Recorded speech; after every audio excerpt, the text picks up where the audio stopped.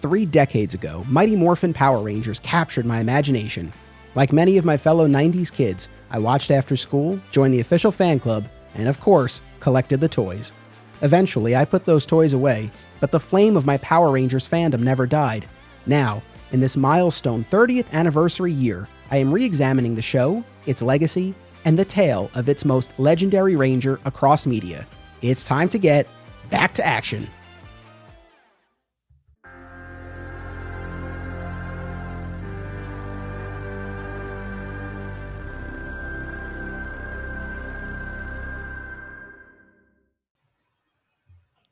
Welcome to Summoning the ZORDS, a Power Rangers fan journey. I'm your host, Anthony Desiato. Joining me to discuss the arrival of Rocky, Adam, and Aisha in the storylines The Ninja Encounter and The Power Transfer is my good buddy and first-time guest on this show, Jeremy Frutkin. Welcome. Anthony, I might not have a talking sword, but I am very happy to be talking to you, my friend. How are we doing today? I'm doing great. This is a very pivotal moment in the history of the entire franchise, but certainly in the context of those first 3 Mighty Morphin seasons. We lost we lost half our team in the episodes that we're going to be talking about. And of course, there was a lot of behind the scenes drama and shuffling, and we'll get into all of that. But one of the things that I'm really excited to compare notes with you on is, and I think for all of us Power Rangers fans, we probably, certain answers immediately come to mind, but what was it that allowed the show to weather what could have been a franchise killer? Like, that was, as an adult watching it, like, that was one of the things that I kept coming back to, was we're losing half of our team. And this is the OG team. It's not like we've had a changing of the guard. That's right. And the fact that the show didn't miss a beat and just kept going speaks to probably a number of things, which we'll get into. But I just kept coming back to that as I was watching these. It is a situation wholly unique, I think, to any franchises. We've seen recastings, certainly. We've seen tumultuous behind-the-scenes ongoings. But to lose half a cast, including who was originally their extensive leader, right, the original casting of the Red Ranger, and to then have to deal, and we'll, of course, unpack a whole bunch of this, but then to have to not only recast, which is daunting and should be theoretically nearly impossible to have a smooth transition, but to then not have them available to do that power transfer, if you will, is some of the most fascinating episodes of television I've ever watched with that in mind. It creates a nostalgic show that we have love for. It takes it to another level to me because it's such a fascinating situation. It really has been a wonderful journey diving into the situation in these episodes in preparation for talking with you today. Yeah, so you're referring to something that we've touched on in prior episodes, but now this is the episode to really talk about it. The actors who played Jason, Zack, and Trini, Austin St. John, Walter Jones, and Thuy Trang, they quit the show over a salary dispute, and so we had a good stretch of episodes, half a dozen or more, we'll tally them up in a second, where those actors were not there. So anytime you saw those characters, either they were morphed and voiced by someone else, or it was recycled footage. And as a kid, it's one of those things, I certainly was not dialed into that at all when I was watching that the first time around. But I do kind of wonder if there was maybe some sort of subconscious effect that it was having on me. I want to circle back to that because I was thinking about it as I was watching these. But so you have this whole stretch where you're working around half your cast not being there. You're introducing 3 new cast members. It's wild. Now, over the course of this conversation, now, of course, I want to talk about your personal Power Rangers fan journey. But the more specific question I have, my perspective on all of this has shifted a little bit now because I've been rewatching and discussing so many of these episodes for the first time in a long time. But now I've really been in it. We're a good few episodes into this podcast. Correct me if I'm wrong. I don't get the sense that you're rewatching these episodes all the time. Like, was this the first time that you had gone back to these in quite a while? This is the first time I've watched Power Rangers since I was a kid. Okay. So my question is, on the spectrum from this is terrible, I can barely sit through this, to this is amazing, even if I didn't have an attachment to this as a kid, I would still love it now. Like, where did you fall? What was the experience like, just kind of diving in and watching these 5 episodes in a vacuum after all those years? It's a tremendous question, Anthony, as you always set me up beautifully here, because it was, in fact, the guiding question for me. I was watching this episode. It's the one that was percolating in the spinning plates in the back of my brain as I was watching these episodes. So, I don't want to tie too heavily into other universes and franchises, of course. But people who are familiar with us, there's probably at least a decent overlap for some of your other wonderful podcasts with Digging for Kryptonite and Digging for Justice, right? And I think some of our fans might know me from there. There could be some brand new ones. And thank you if you are some of your brand new folks coming in. We're happy to have you. Buckle up. So we did a run on the animated TV show The Super Friends. And I was respectfully, as I was, because we do always try to, keep a positive lean as we can while calling it down the middle here. But I was definitely critical of the Super Friends. And we realized that for people who were maybe 20 years older than us, give or take, that it held a certain nostalgic intangible that we just didn't have. I understand that now more watching these episodes, because I think that what makes Power Rangers so wonderful is that nostalgia when we were kids in the 90s and we were watching it. Because I could sit on this podcast and you and I could make fun of this show. We could tear it apart. We could say, look how ridiculous it is. The acting is not good. The special effects are hokey. It's crazy the situation they had to deal with. But it's magic. It's still magic, because whatever we're seeing is one thing. But we can't forget the way, at least I can't, I know that you can't either, forget the way that it makes us feel. And as soon as I started that first episode of this run that we're talking about here today, and I heard the theme song, I was right back there as an early 90s kid, having a great time, and a smile, I could feel the smile form across my face. So I understand people, I think, even better now because of this and my love of Power Rangers, because I totally am tied to that nostalgia. I can't separate it. And I can be objective, and everything I do, all the critiques I just kind of, breeze through are true. They're objectively true. I'm not going to sit here and argue with film and television critics about that. But what is also undeniable is the impact in the way it made it feel. And overall, despite all of those flaws and silliness and ridiculousness, I just still had an absolute blast. And chances are, if you're listening to us here right now, you do too. And I think that's pretty cool. Well said. That has been a bit of a theme on the Digging for Kryptonite show, where and it applies here too. Is it's just that the importance of that context and that personal experience, because it really does color everything. And yeah, you mentioned the episode of Digging for Kryptonite that we did on Super Friends, and yeah, it's like you and I went into that not having that personal connection, so we were a little bit more detached. We were still able to find a lot of stuff to enjoy, but I think we did keep coming back to that idea that you just articulated of we could put ourselves in the shoes of people who grew up in the 70s and 80s watching that, and we could understand how formative it was for them and how they would still have love for it, even if they were to watch it now and maybe see some of the limitations. And I think that's exactly what our experience has been rewatching Power Rangers. I echo what you said as well. The love that I have, the memories that it brings back as I'm rewatching it, allows me to overcome any of the shortcomings in the storytelling, in the effects, in the production. At the same time, to the show's credit, especially in these episodes where they were working around the absence of 3 regular actors, I more and more with the show, I really appreciate what they were able to do with what they had to work with. And I'll go so far as to say that my fascination with kind of watching it with adult eyes and seeing, in the case of these episodes, how they were able to show us Jason, Zack, and Trini, even though the actors weren't there. My fascination with how do they do that outweighs sort of the, what could be frustration with these episodes. So it's been a nice balance, I guess.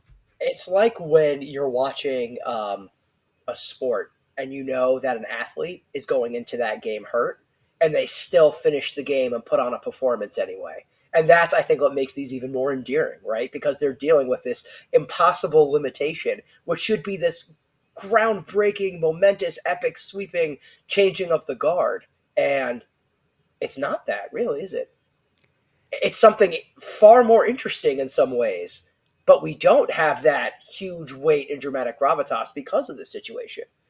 Yeah, and I want to talk about the way they went about this, because I think it's really interesting, and they could have gone in a different direction, but I think the way they did it was actually kind of brilliant. We'll talk about it. But in an earlier episode, we talked about White Light, which, as I said in that other episode, I think really marked the pinnacle for OG Power Rangers. I mean, you could look at a number of the Green Ranger episodes, and maybe that would be, would earn the top spot. But in terms of this moment of triumph, that was kind of the way that I was thinking of it in terms of White Light, where you had, Tommy returning, taking on the mantle of this new Ranger, assuming leadership of the team. We still had the entire original cast. It was really a huge moment.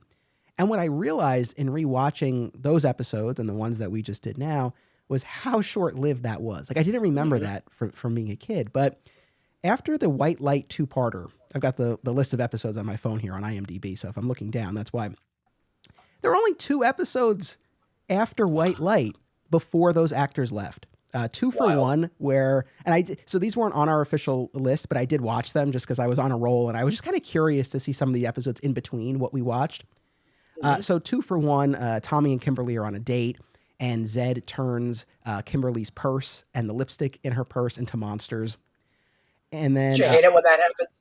I know, man. These two, they can't catch a break. They're just trying to have a picnic in the park, Listen, Terrible. Why is Zed so grumpy? Like, listen, and I have some thoughts on him we'll get to later, including he was responsible for my low-key favorite moment in these entire run of episodes. But remind me, we'll get there. Carry on. I like that. I'm excited to get into that.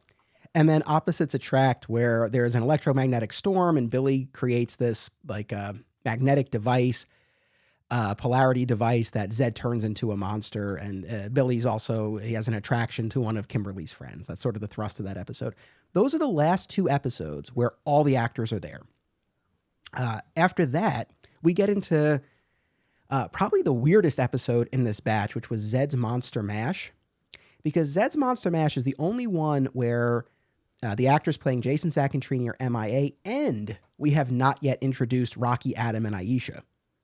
So credit to Jason David Frank, David Yost, and Amy Jo Johnson. In this and all of these episodes to follow, they really had to carry a lot more than they typically did.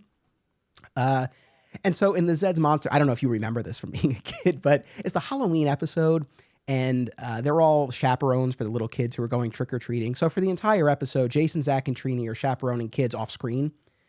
And Zed captures Tommy and sends him to another dimension, and he's fighting all these monsters. And, Jason, Zack, and Trini just teleport into the battle already morphed. Right? It's one of those deals. Right. Then now we get into the first 3-parter that we looked at, the Ninja Encounter, which aired November 2nd, 3rd, and 4th, 1994.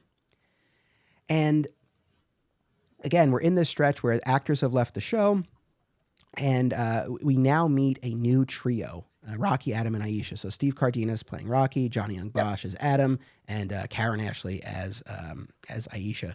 And I don't want to interrupt, but what an unenviable task for these young actors, right? Can you imagine stepping in to replace the hottest franchise going with some of the most important actors in that franchise? I can't even imagine what that must have been like, and the turnaround time and how quickly they had to do it. So shout out to all of them. Talk about shoes to fill and on short notice. Oh, I mean, absolutely.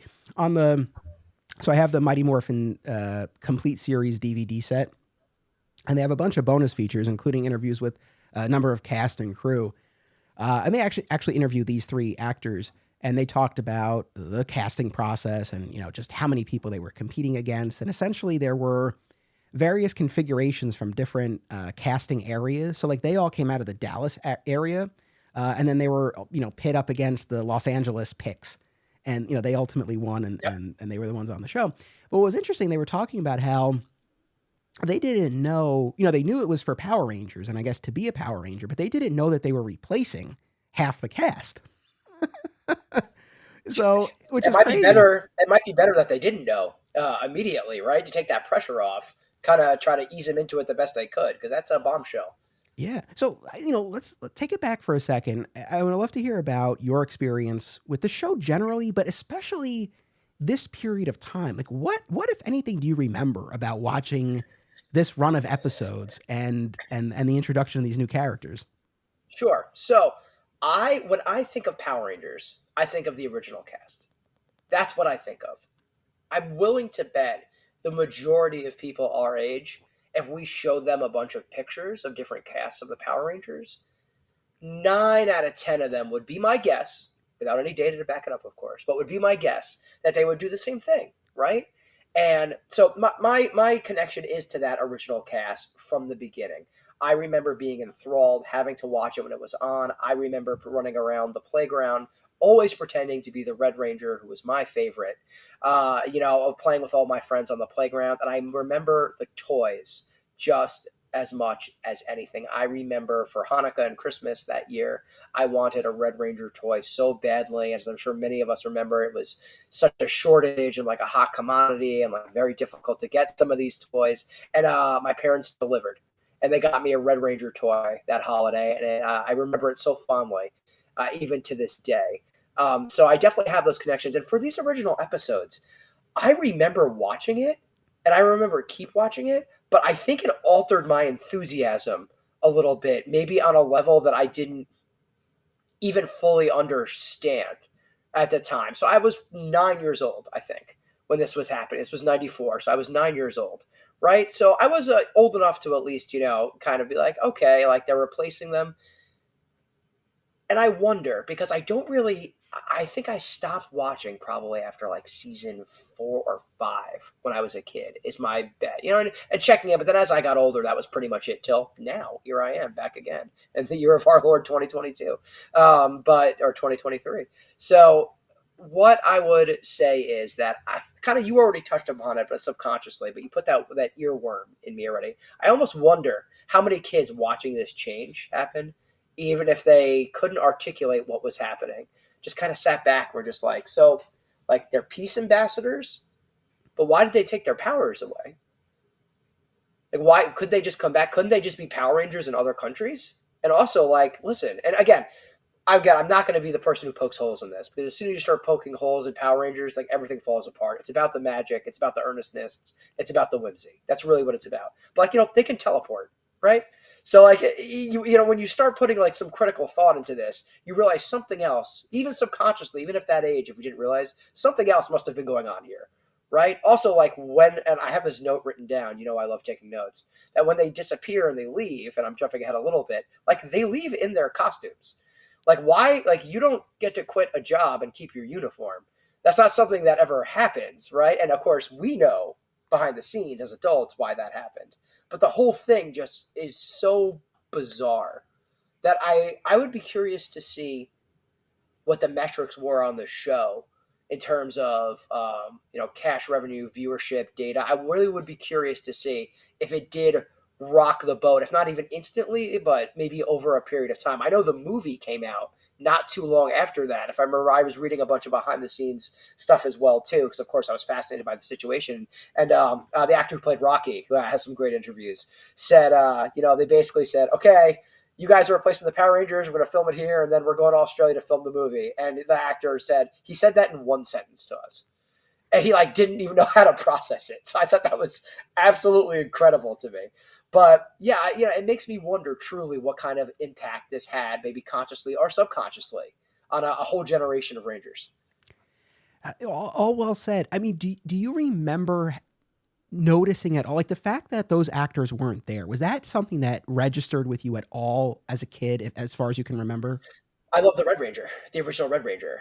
So when I heard they were like replacing the Red Ranger, I was like, oh, like he's still cool. Like, don't get me wrong, and I think it's still cool. But I was like, oh, like that was my guy though. Like, like that was my character. Like I really liked him, and like it's a different actor who's taken over the Red Ranger. So it's a change, and I don't know. I mean, it definitely doesn't feel earned thematically, Well, I was going to right? say more so. Did you notice that in these episodes that they were shooting around actors who weren't Oh, there? Like, did that so register at all? as a kid, I probably thought it was weird, but I don't think I wouldn't give myself too much credit. I should give myself the credit that I thought it would register on that front. Nowadays I have much more insight, especially from the acting front. Which, interestingly enough, sidebar, the whole thing was about union versus non-union pay, which is a reoccurring interesting debate. And the fact that they were not getting paid fairly, they also weren't getting any of the royalty checks, being non-union for all the merchandise and all that stuff that was coming out too. So it really is an interesting situation. We talk about lasting impact on the franchise and on us as fans, but I also really wonder what kind of impact that had on the acting community and entertainment business as a whole as well too, because that's something that still gets wrestled with union and non-union, the differences between those roles, the payout, what's fair and equitable as well. So, I mean, the whole situation is just fascinating, truly fascinating. It is. And look, I mean, I don't know the ins and outs of what went on behind the scenes other than what we've heard about there being a pay dispute. But I mean, from the perspective of Saban and or the network, it's a pretty big gamble to be like, well, okay, fine, then walk. They were really gambling with this franchise here. I think Now, it's crazy, to be honest with you. well, because they had such a good thing going, and it's not like, I don't know, we were nearing the end, or it was sort of teetering anyway, or whatever the case may be. This was such a They had one full season. yeah. That it's unthinkable to me almost, which is why again, the more I talk about and think about it, this really is, I think, one of the most interesting situations in television history. In all of television, I really do believe that. I no, I don't disagree. So, I mentioned Zed's Monster Mash, and then of course we get into this 3-part ninja encounter. We'll unpack all of this, but just big picture, this introduces our new trio. They're a team of ninjas from a nearby high school, and Zed abducts them and tries to turn them evil to lead his own team to counteract the Power Rangers. So our Rangers have to contend with a couple of Zed's monsters while also trying to rescue their new friends. There's a lot of back and forth. I found it got exceedingly tedious. I did not think that this really needed to be a 3-part story. You didn't like the 15-minute baby chase in the first part? Oh, I want to talk about. I want to talk about. That's one of my favorite. No, that I liked. I was okay with that. I have thoughts as well too. Some positive as well, but just what a choice. That's definitely a choice. Let me say that. That was a choice. But so in any event, of course, our Rangers save them, and in the process, they have to reveal their identities to these new teens who are then brought into the fold at the command center. And it's a first for the show. We have people who are learning their identities, and they're going to be like quote unquote friends of the Power Rangers. So that was a cool wrinkle. So that introduces Rocky, Adam, and Aisha. Then there were 2 episodes I did not assign for us to watch, though I did watch them. A Monster of Global Proportions. This is continuing this thread of this World Teen Peace Summit that will ultimately take Jason, Zack, and Trini away. They're representatives from other countries who come. And Zed, again, trying to build his own team, abducts these people, and the Rangers have to save them. And this is an instance where we have Rocky, Adam, and Aisha just in their civilian roles, stepping in and helping in the putty battles and things like that. And they do the same thing. Great. I thought that was really cool. Same. And then they do the same thing in the following episode, Zed Waves, where Zed creates this monster that can broadcast a signal that takes over people's brains, which reminded me of the Mighty Morphin movie, actually, with people becoming the zombies for Ivan Ooze. And so same type of thing there, where Rocky, Adam, and Aisha are helping in their own way. And then we get to the power transfer, November 8th and 9th, 1994, this 2-part story where Jason, Zack, and Trini have been selected to go to this World Teen Peace Summit, and Zordon sends the team to this deserted planet to retrieve the Sword of Light, which apparently they need in order to complete this power transfer before Jason, Zack, and Trini leave. So, I guess that's sort of the big picture of what we're talking about. But it was such a gamble. It's such a unique, weird situation. I mean, what do you ultimately attribute the show's continued success to? Was it that Tommy was just so friggin' popular that it really didn't matter who was around him? Was it that, Yep. Was it that as much as we all had our favorite Rangers, maybe it wasn't so tied to the person under the helmet so much as it was that the costumed version? I mean, I don't know. What if any theories do you have? I mean, I think the first part has to be at least partially true. I mean, again, we see that Jason's supposed to originally be the leader and kind of the focal point, and then Tommy comes in and he has the late Jason David Frank has such a charisma, and it's so funny because there are some actors that are incredibly talented and masters of their craft. And then, and this is going to sound like I'm taking a shot at the great one, but I promise you I'm not. There are people like Dwayne Johnson, who I think has gotten better as an actor. A lot of times it's really irrelevant because he just has such a presence and is so charismatic that you want to watch him. And I think that was the situation here, right? With Tommy and the Green Ranger, where he swooped in and everybody was like, whoa, who is this guy? We got to learn more about this guy. He's got this mysterious kind of backstory going on. Is he a friend or foe? What's going to happen? He ends up leading the charge and the crew. And I think that's a big part of it. I think also a part of it is, it's like with Power Rangers, they kicked a snowball down a hill. That snowball started really, really small. But as it kept going very fast, even over the first season, a short period of time, it grew and it grew and it grew. And it hit a definite bump, a huge bump, that for other franchises that weren't a global phenomenon probably could have killed it dead. But this snowball was moving so fast and was already so big that it still had that momentum.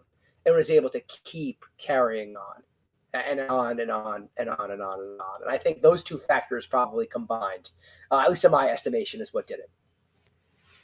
Yeah, I think that does answer a lot of it. I'll also say too that, you know, I don't disagree with you when you said, you know, if you poll Power Rangers fans of a certain generation and you ask like who are the Rangers, I agree the majority will gravitate towards that original cast. But one other wrinkle in this that I keep coming back to is the movie. Because the movie, of course, featured Rocky, Adam, and Aisha. And that thing was huge. So I feel like that went a long way towards cementing these characters and these actors Sure. in the franchise. But yeah, I mean, this was a first for the show. You know, at this point, we had only had the addition of Tommy. And, you know, there was a lot of back and forth where Tommy was there. He lost his powers and he came back. But, you know, we hadn't yet had someone leave. And even after this, in the context of the Mighty Morphin, those 3 seasons of Mighty Morphin, we'll only have one more departure. It's pretty close to the end of Mighty Morphin with Amy Jo Johnson. And that was a totally different scenario. And we'll cover that on the show not too far from now. But, you know, that was an instance where she just wanted to pursue other endeavors. She let the producers know. They arced her out, right? They introduced the cat character and there was this gradual progression. So I don't envy them being in this position of having half the cast, including Jason, the Red Ranger, the leader of the team. Yeah, it's wild to me. Yeah. You know, just not be there. I'll offer one other thing as far as why I think this worked. And this goes back to the subconscious angle that I mentioned earlier. So I was saying to myself, we have the Zed's Monster Mash thing where, you know, the new actors aren't introduced yet. But then with the Ninja Encounter, we have our new actors, our new characters, and our old ones aren't there anymore. Unless there's some other behind the scenes reason why they took so many episodes to get to the power transfer, and there might be, and maybe it's out there and I missed it, I don't know. But watching it, I was saying to myself, you know, they could have done the power transfer a lot earlier, right? We didn't need to spend half a dozen episodes before we actually got to that power transfer. But I said to myself, the way they did it was kind of brilliant because it did, I think, 2 things. One, it actually did allow you to build up Rocky, Adam, and Aisha. We got to know them a little bit. We got to see why they would be worthy of being Power Rangers. Like the Zed Waves episode, the premise of it is that the 3 of them are competing in a triathlon. And then, of course, Zed starts mind controlling everyone. And they, you know, they basically give up their spot in the triathlon to help the Rangers. And one of them even says to the Rangers, like, there wasn't any choice. Like, we had to do this.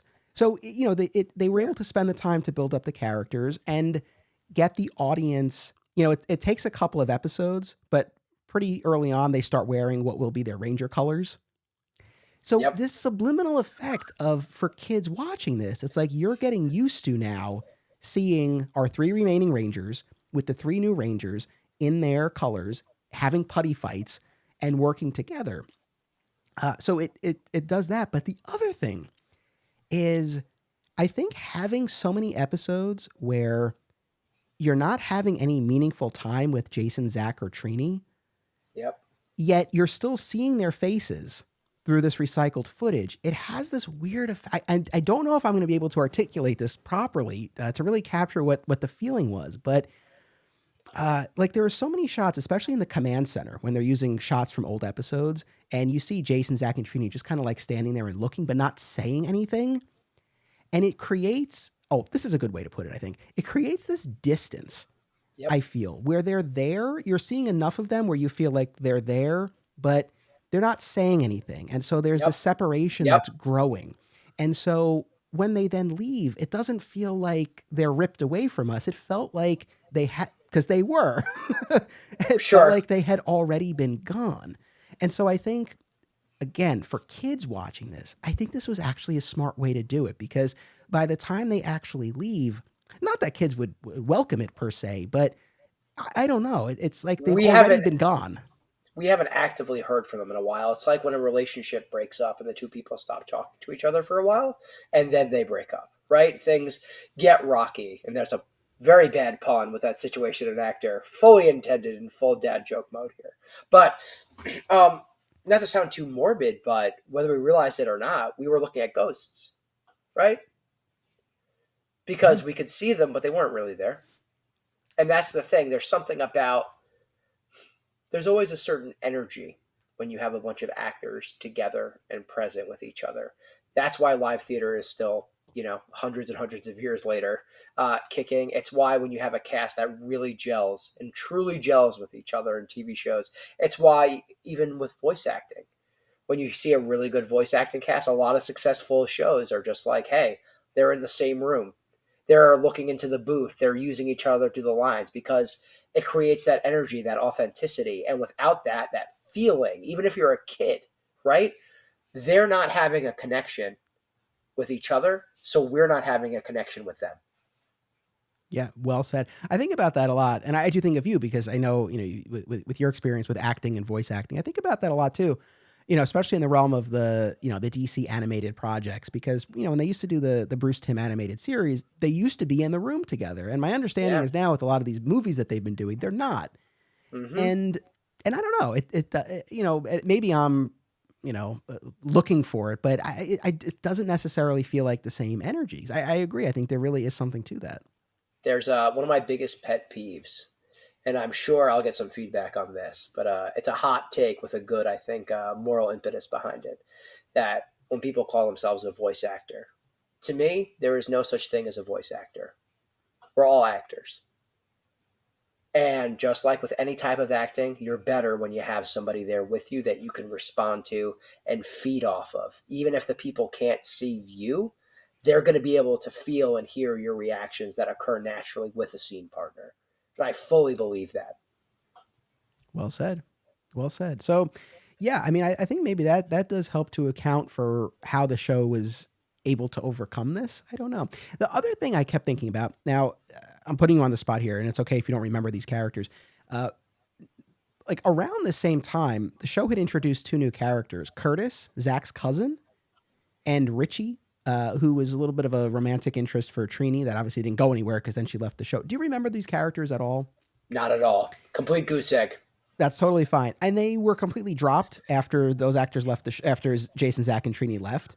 Because again, Curtis was tied to Zach, and Richie was Makes me feel bad for those actors, though. Right? They didn't have anything else for them. That's kind of a bummer. Something out of their control, right? well. So here's my question. Like I wonder why they went with the route that they did of introducing three entirely new characters and then setting them up as the Rangers. Again, I think the end result was great, but I'm just kind of like I say to myself, it probably would have been an easier path for them for the show if they had taken. I mean, for example, Curtis, Zach's cousin. I mean, this is as close as you can get to the character of Zach, right? And this character of Richie, to be honest, I don't remember a ton about his personality. I know there's one episode where he wins a karate tournament or something. He's got his trophy and he's practicing. Anybody who wins or practices karate in that universe is set up to be a Power Ranger. Fair? Well, I talked about this in the earlier episode, but he was. I think maybe at least part of the intention with that character was to be a red herring for the White Ranger. And at the time, as a little kid, I was Mm-hmm. convinced. I was convinced that Richie was going to be the White Ranger, and obviously, I was That's proven very wrong. interesting. Very interesting. But I just sort of say to myself, they had two characters who were already in the fabric of the show, who they could have elevated to take on these roles, and then you only need to introduce one new character, and instead they went with three. It's just, I don't know. It's interesting to me. Like I said, it ended up working out just fine, but I don't know. It just seems like it would have been an easier road to use who they already had. There must have been, and there might be more research in. And again, if we have anybody out there on social media, Twitter, Facebook, Instagram, please chime in with your thoughts on this situation because I'm fascinated by this, as you can probably tell. I would love to hear more about this. I want to do keep doing a big rabbit hole dive here, but there must have been. We talk about the surprise. There's a lot of information out there about the surprise of them being cast, and oh my goodness, it's so sudden.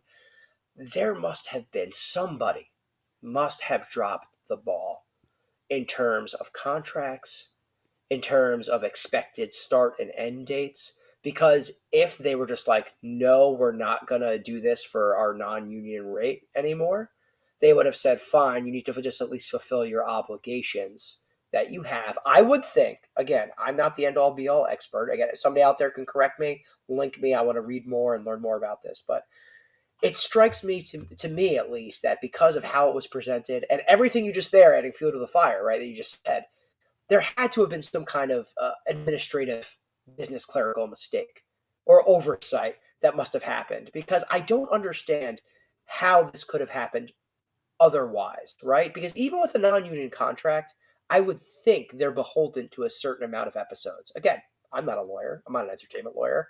I would think. It seems to me like they didn't have them sooner than they didn't realize they were going to have them, as in they were gone much sooner than they expected them to be. Otherwise, we could have taken one episode, to set up their goodbye. So something much more drastic, I think, at least in my estimation, must have happened because otherwise, why would we have had this with the distance shots and the helmet shots and the recycled footage and these side characters that were introduced for long-term storytelling and then went nowhere? Something must have happened. It must have happened. It is very curious. And yeah, you wonder what all of this would have looked like if they had even just Yeah. one episode One with goodbye them episode. Yeah. to say, hey, we're applying to this teen summit and we'll be we'll be leaving. And What we a can't. difference that would have They made. don't want you to be Power Rangers in Sweden or in Europe. They don't want you to do it. It's in there. It's in their charter. You can't do it. You know what I mean? They've got the chocolates. You know what I mean? They're good. Bulk and Skull love the chocolates. We saw that. I'm excited to talk about them in a little bit too. But yeah, and it's not. You know what, Anthony? It's not like they could just teleport back and they had the costumes when they left already at any time, right? So what were they supposed to do in that situation?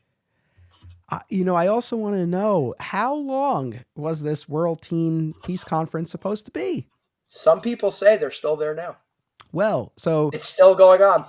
this is a topic for a future episode, but I do just want to mention because there might be people listening who have read the Boom Studios comics and they're ready to send me a message. I am aware, and we will talk about this. And I don't mean to spoil this for you, Jeremy, but we find out in the Boom Studios comics that when Jason, Zack, and Trini left, the conference was actually a cover, and they were now becoming Omega Rangers and going on these secret missions for Zordon. So I'm You have excited. my attention. You have my attention right now. I mean, I'm that's about interested. as much as I know until Okay. I read them. But I remember coming across that in reading about the Boom Studios comics, and I love that. And that's been one of the great things about diving into those comics is just kind of how they're able to fill in gaps, answer questions that you may have had or should have had, You and or I are redeem no something.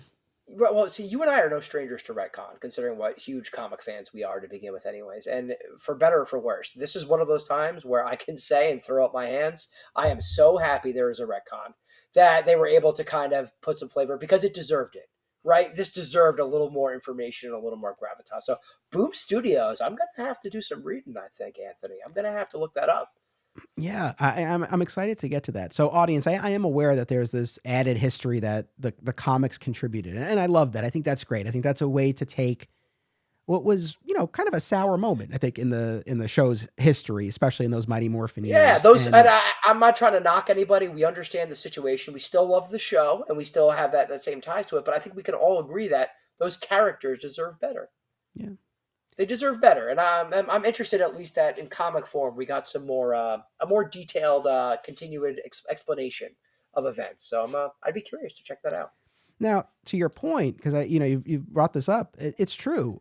Our teens could have just teleported in when needed, or Zordon could have pulled people from anywhere else. But conveniently, a trio of ethnically diverse teens with killer martial arts moves happened to enter the scene just as we're losing these Rangers. So it all worked out great for Zordon. Perfect.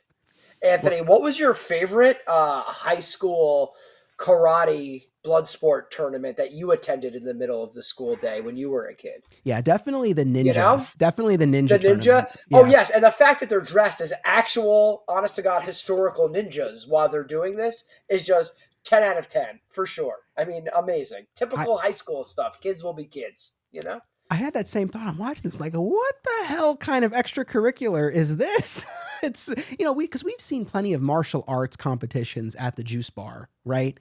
Sure. But not to this level where, again, I mean, they're clad head to toe in all this ninja garb. Now, it was interesting to me because with the movie and then the third season of Mighty Morphin, we'll get the Rangers in their ninja costumes and powers. So I don't know if they were already thinking that when they did this plot line. I don't know, or if this inspired what came later. I have no idea. But it was just interesting knowing where we were going. You want to know what I think? What? I think, you can tell I've already got something in my pocket here. I think that entire tournament, that entire fight scene, and their entire outfit was just so we could have the obvious reveal of them pulling down their masks and be, oh, that's why they weren't watching with us. Okay, they can fight really good too. All right. Yes. I honestly think that's the explanation for that. I agree with you. No, for sure. But yeah, it was just like it was really intense for a high school It was sporting event. really intense. I got some real Cobra Kai vibes, and that's not a bad thing. I'm not saying that's a bad thing. It caught me off guard, but it was pretty intense. It was kind of cool, you know. It's funny, a quick tangent, but you mentioned Cobra Kai. My wife and I we love it, and we don't have the opportunity to like binge much anymore with our kid, and you have two kids, so I'm sure your binge time is even more precious. Dad life, baby, parent life. You know how we do it. But that's like one of the only things that we will really carve out the time to like blow through the season as quickly as we can. Other stuff, we're watching White Lotus right now, for example. We're an episode, and it's really good. We watch an episode a night, nothing too crazy, but with Cobra Kai. But one of the things that you have to buy into with Cobra Kai is that people take this really, really seriously. It's that same earnestness that we see in Power Rangers, interestingly enough. Yeah, which I respect. I respect it, because if you're going to make a choice and be earnest about it. So, Cobra Kai podcast coming soon, folks. I'm kidding, Anthony. I feel you getting stressed out already with me saying that. I'm kidding. But Cobra Kai never dies. I've got a handful of podcast shows. I'm booked. I'm good, but I'm sure there are plenty out there. It's such a great show. And I did like too when our Rangers are watching the competition. One of them makes a comment about how the rival team, they fight dirty, right? And Tommy's like, yeah, but the challengers fight clean. And Billy's like, yeah, and that's always the right way. That was the moment that reminds me of Cobra Kai. That's what, like, that as well as the of course the fighting, but yeah. Yeah. I mentioned before how they could have gone the route of elevating characters who were already part of the show, right? Like Richie and Curtis. I have to say though, I'm going to argue against myself because I really liked these three coming in as a unit. I don't know. There's something about it. Like they had their own thing going. They weren't three random people who were assembled. They came in as this trio. They had their own backstory. They have their own routine, even when they're fighting, especially when they're fighting the putties and stuff later on, the guys are always, throwing Aisha and she's doing her moves and all that. I like that. Yeah. Listen, we talked about that certain amount of charisma and why I think it's at not at the same level as we talked about earlier, perhaps. These three actors with this unenviable task coming in, I thought that both from at least how they were able to build them up on their end, despite how long they did or did not have the other departing cast members, I thought was great. And also the three of them, to their credit, also really do have an inherent presence about them as well, too. Like you meet them and you kind of see them and you're like, even if you're like, I don't want my Power Rangers to be replaced. I don't know how many kids are putting that into words necessarily, but they come in and you're like, okay, like almost instantly, these guys are pretty cool. I kind of like them. They've got that same earnestness, but they also, they're even like they almost seem a little. And this is going to sound silly for what we're talking about here. They almost seem just the slightest bit rougher around the edges than the original three, both in like their style and clothing choice. Like coming in, you're seeing them fight putties just as people. And to me, that's a little more, and again, this is going to sound maybe a little silly because we're talking about Power Rangers here, but to me, that's a little more visceral, right? They don't have the protection of the armor. They don't have the blasters. They don't have all that. This is a human being using their skills to fight alien warriors, as silly as putties are. And that sound the putties make, by the way, tremendous. 10 out of 10. I might make that my ringtone later. But it's more visceral. And I think we've already mentioned it a few times. And again, this might be a little silly or out of left field, but I think the fact that we see them fight the putties so much out of costume goes such a long way of being like, oh wow, like these characters are a force. Like they are a force to be reckoned with. Like they're not even Power Rangers. And look at them. They're just rolling up their sleeves, using their grit and their skills and getting in there and doing the right thing because it's the right thing to do. No, that's spot on. And I think too, when so at the end of the ninja encounter arc, like I said, Jason, Kimberly, not Jason, Tommy, Kimberly, and Billy rescue them from the cave that Goldar has imprisoned them in, along with their teacher, Mr. Anderson. We'll get back to him, but Love Mr. Anderson. We need to talk about Billy and that snake too. Don't think I'm letting you out of here without talking about Billy and that snake. But yeah, yeah. And so, but the long story short, they have to take Billy's helmet off. Even before that, though, they're all calling each other by their first name. So I don't know how long those secret identities were going to last anyway. But anyway, they take the helmet off, and then all bets are off. And Tom, it's this great little moment where I think Kimberly says we have to take his helmet off, and Tommy looks at the other kids, and Tommy knows, like, oh man, like this is it for our identities. And one of Zordon's rules. You don't reveal your secret identity. But Tom, of course, Tommy has to do the right thing. And so they take their helmets off and they reveal themselves. And I think, like I said, it is a big moment for the show. And I think when you see how, how much reverence the new teens have for the Rangers, for their new friends, for the secret that they've been entrusted with, you never have any fear that, oh, they're going to spill the beans or they're going to be irresponsible with this. They really step up and embrace it. And I, going back to what you were saying before, I think you're totally right. I think seeing them in all of those putty battles really goes a long way to showing their heroism and showing off their abilities.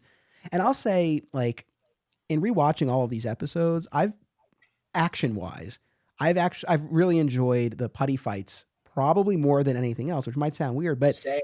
Oh, same. I'm right there with you. yeah, because it's them doing it as opposed, once those helmets go on, those actors aren't there except when we have the helmetless scenes. But other than that, once those helmets are on, they're not there. It's like watching an Iron Man movie. Once that helmet comes down, Downey Jr. He's off somewhere else. So, That's exactly right. And I think there's that element too of just like you're watching human beings fight something otherworldly, you know? And I think on like a base level, there's something interesting, fascinating, and dangerous about that. Like even though they are putties and they're dumb and they're silly and they make silly noises that I adore, and that's my truth, as I've said already. But there is something about that I think that there's just an earnestness in it that like, oh, okay, well, if aliens and Zed ever came to my town, my version of Angel Grove, right? I would roll up my sleeves like these guys, and I would just give them, I'd give them Jack Johnson and Tom O'Leary, and I'd give them the old what for, and I'd do my best to protect my town, and that's what they're doing. And I think that speaks to probably people more than, again, you touched on it perfectly already. It speaks and connects to us more than having just the helmet on. When you have the helmet on, we can't connect as well, right? And I think that's why the putty fights. Also, I love that there is a working, easily understandable gimmick. Some other people and highfalutin critics might say it's lazy, that all you have to do is hit the center on their chest and they blow out.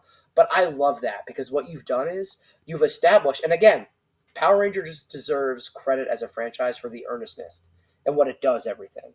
Because yes, a lot of things are ridiculous and a lot of things don't make sense. You can say that about any franchise.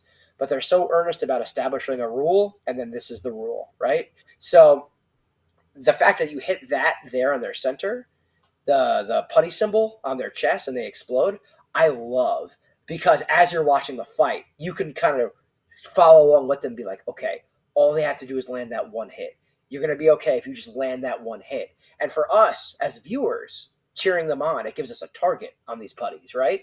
So we're just like, okay, and it's almost like an exhale and a sigh of relief when they hit them. And of course, we see that dated now animation of them falling apart. But I love that. I actually think it's genius, especially for children, because they know, okay, they're smart, right? Even though they're fighting aliens and have these skills of martial arts. And, we've talked in length before about how much I value intelligence in my characters as well, too.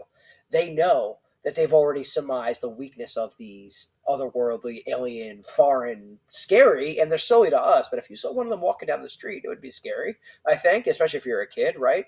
They use their intelligence to know, okay, if I know their weak point, I can defeat them.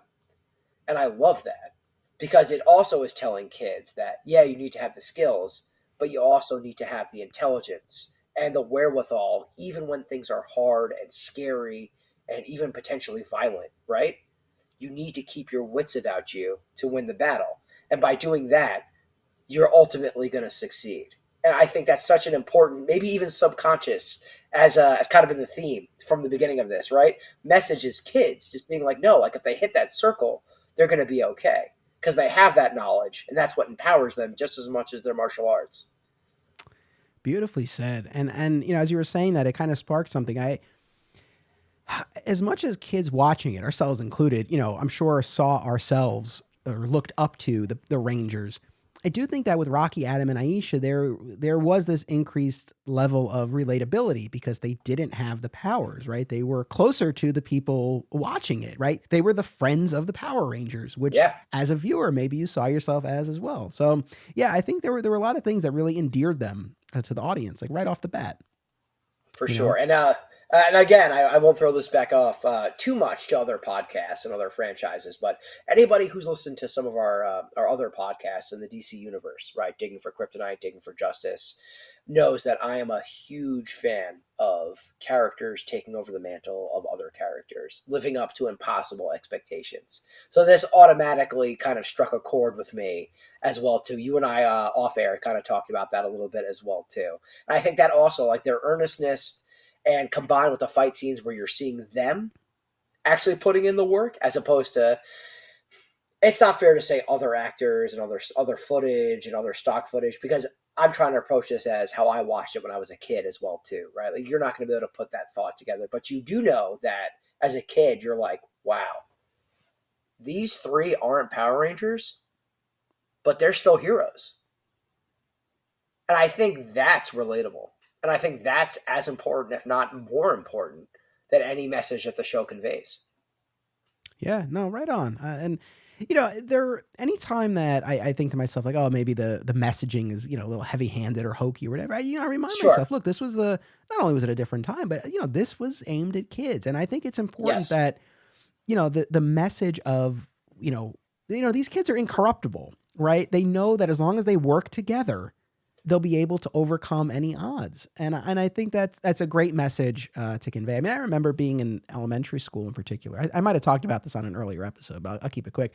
I remember as I switched schools between first and second grade, and I remember at the first school, uh, there was not a lot, like from the teacher administration side, there was some opposition to Power Rangers. Like we weren't allowed to play it or Really talk. Yeah. And then interesting. I remember when I switched to my new school, there was not that same opposition to it, which was welcome. Which I was very happy about. And I was drawing Power Rangers in class when we had free time or whatever. Your principal was just Zordon. Like that Yeah, was it. You know what I mean? You basically. just walked in and he was in the transporter. Yeah. But I guess that's a way of saying that even as a little kid, I do remember those instances of sort of having to like defend or justify the show. And I think even as a kid, whether it was to teachers or my parents, even, it was always this idea of like, no, the show teaches teamwork, and I think that's an important thing. And I love that the messaging is there. Yeah, again, even if they Zordon. beat you over the head with it. Yeah, well, Zordon even says, and again, they do beat you over the head. But if you remember the oath when they're doing the power transfer, after that is part of the oath is that you should only use violence or physical encounters when absolutely necessary.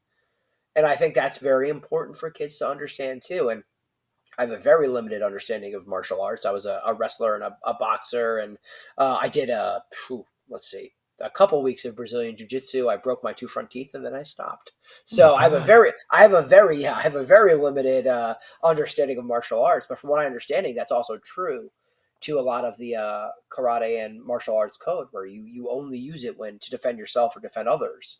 Right? That whole like absolutely necessary, as it should be. And I think that's so important.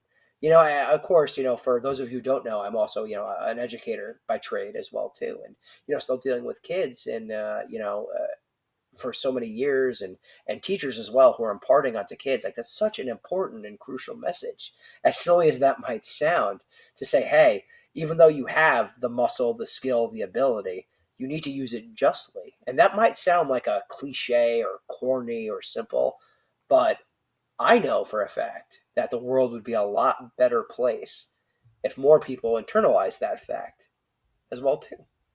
So I think that's why. And yes, Anthony, I'm in full agreement with you. The messages in Power Rangers, heavy-handed as heavy-handed can be. It doesn't mean they're wrong. Yeah, it's very true. Now, I want to circle back to some of the episode specifics that we've danced around a little bit. So Yes, the please. the ninja encounter, opens with this scene at the park. This park gets a lot of play in these episodes. I guess it A was a lot of play. good location for them. Right off the bat, we see one of the examples that we've been alluding to of how they worked around not having three actors. So technically, or for story purposes, all six Rangers are sitting together in the park around the tree. And, when we cut to Trini, clearly that's footage from another episode. We see the backs of some other heads. When they all get up to go, I think like Jason's carrying a guitar that's blocking his head or something like that. And, Amazing. later Amazing. later in that episode, when they're at the ninja tournament, the other three walk in. We just see the backs of their heads, and Kimberly and Billy and Tommy like wave hi to them, and they just go sit somewhere else. So, in universe, they're still there, but again, we're not seeing them. We don't have any new footage with them.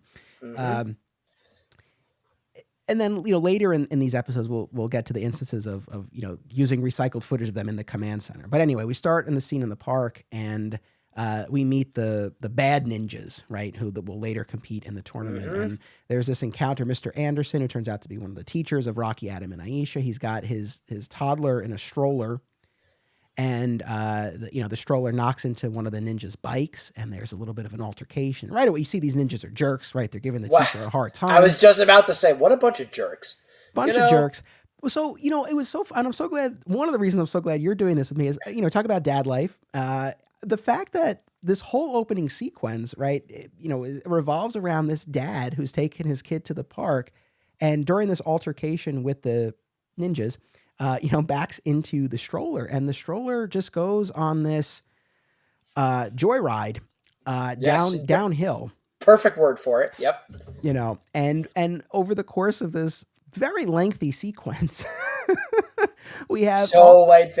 It's so lengthy. I was actually clean shaven when it started. It was, the hill was never ending. But we have, and the kid was Jason David Frank's son, actually. Was it really? Yeah, according to IMDb and Rangers Wiki. Yeah. See, this is why I love podcasting with you. That is awesome. And again, as a dad, that strikes to me definitely on a different level. So I appreciate that very much. I'm sure there have been plenty of instances where you and I have been with, our child at the park.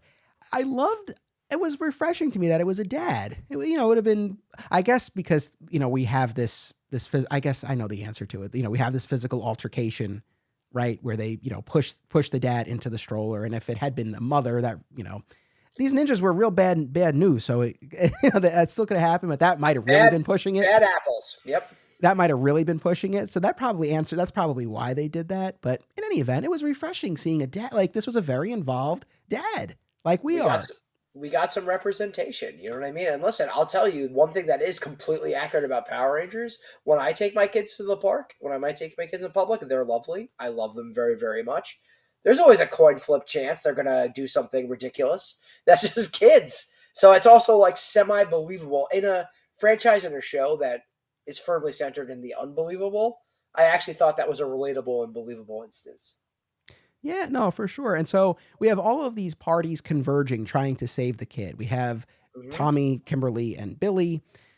We have Rocky, Adam, and Aisha on their rollerblades and their stunt doubles doing some great work with their flips Woo! and whatnot. They're Uh, earning their money. Let me tell you that. Mr. Anderson, of course, chasing after his child. And look, I've been hard on Bulk and Skull in these episodes. Oh, I'm ready, Anthony. I'm ready. I'm But ready. as you know, I'm always open to, kind of coming around and changing my way of thinking. And That's right. I will say that Bulk and Skull really won me over in these two episodes, especially in this moment. Bulk in particular, Oh, my when heart. he I'm holding my heart up right now. That's how I feel about them. that's the thing, like when Bulk sees the baby and he goes, the baby, and they go after them. And then, of course, later on in the two-parter, they'll take care of the kid when Mr. Anderson's abducted. But I really, you see a different side to Bulk and Skull. And this season, I will say I like them the most because they're on their quest to uncover the Rangers' identities. At least it gave them something to do, as Sure, opposed to just sure. being a nuisance. But they really made themselves helpful here, and you got to see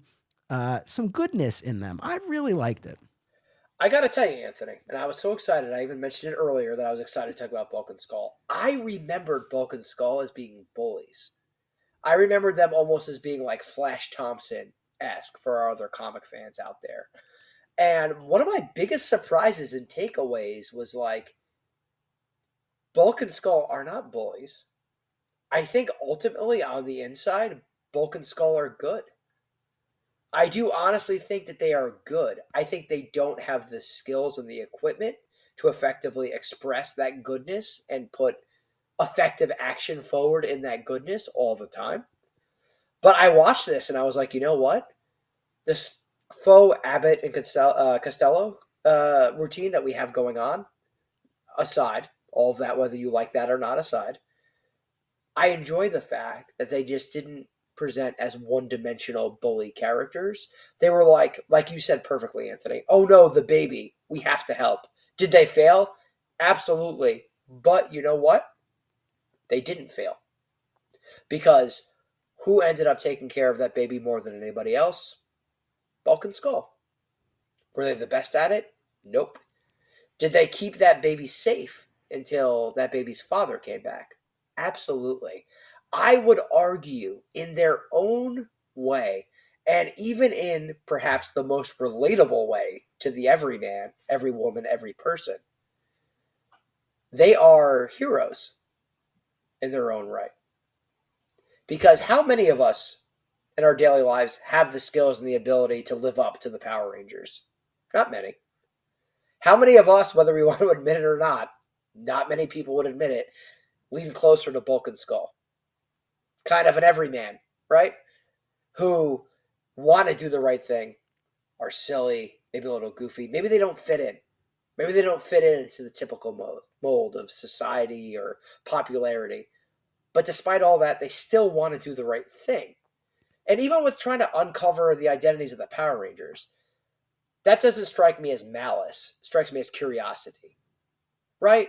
I don't Right. even think that's particularly malice. And that was, I think, believe it or not, maybe the biggest surprise. Because in my childhood, I remember thinking, like, these guys are jerks, they're bullies, they're losers, you know? But in this rewatch as an adult, I was like, wow, they really did, despite all of their flaws, which is relatable because most of us have flaws, me especially included.